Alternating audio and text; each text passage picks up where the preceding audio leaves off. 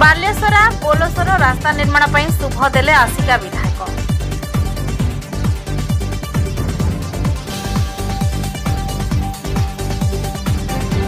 गंजाम जिला कविसूर्यनगर ब्लॉक बोलसर ग्राम को 3 कोटी ऊर्ध्व टंका अनुदान व्यय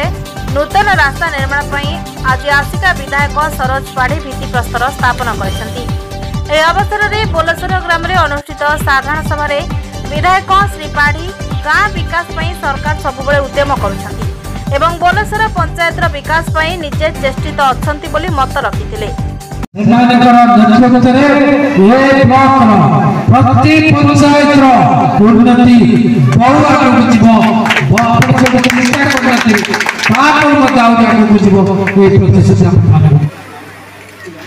ग्राम पंचायत तरफ आम कविसूर्यनगर ब्लॉक तरफ आम अशेष अशेष धन्यवाद जनाऊँ मान्यवर विधायक को जेहेतु मान्यवर विधायक सबुबले अहर चेष्टा थिला ए 12 गोटी पंचायत कौ भाई भाव विकास को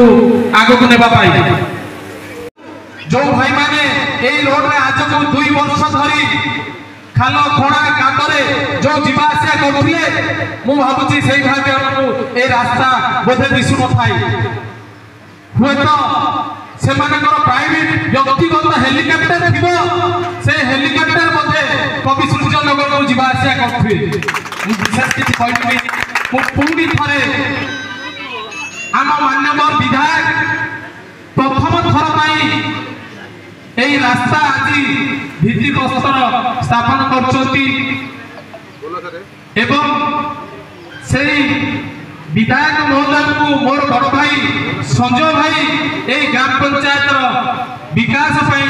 से सबुबले विधायक पाखे अळी करंती एति कहि मु मंतव्य शेष सेपरी सम्मानीय अतिथि भाव में कविसूर्यनगर ब्लॉक भारप्राप्त अध्यक्ष वीरेन्द्र खटाई बोलसर सरपंच समिति सभ्य संतोष सेठी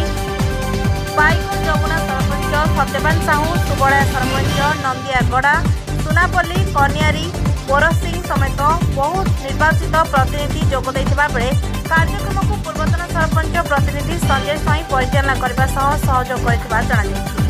bureau report JMJ news. Bharatiya Janata party सरकार ये नरेंद्र मोदी सरकार ये मोहन माझी सरकार आमे जहाँ कथा दौ ताहा रखू मोहन माझी जहाँ कथा देइचंती ताहा रखिचंती जेतेबेले मुझे आसी निर्वाचन प्रचार रे कथा देइकरी जाइथिलु ए रास्ता करू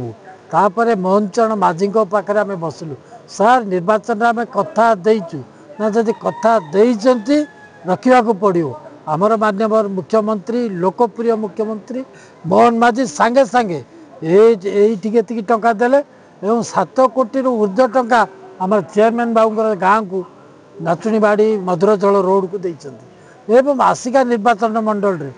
बहुत टंका बर्तमान दिखाई बहुत प्रकल्प होइए वर्ष भितर जोटा कि केबे किए चिंता कर नथिले ये 24 वर्षर शासन रे लोके जो हताच्छा होते लोकंर किसी काम हो नथुला लोके अवहेलित अवस्था थे आज से अवस्था नहीं बर्तमान विकास धारा चली विकास ही चलो विकास ही हम 5T देखिले सबू काम आम मोहन माझी बंद कर देते विधायक बर्तमान चली तार एनक्वारी चली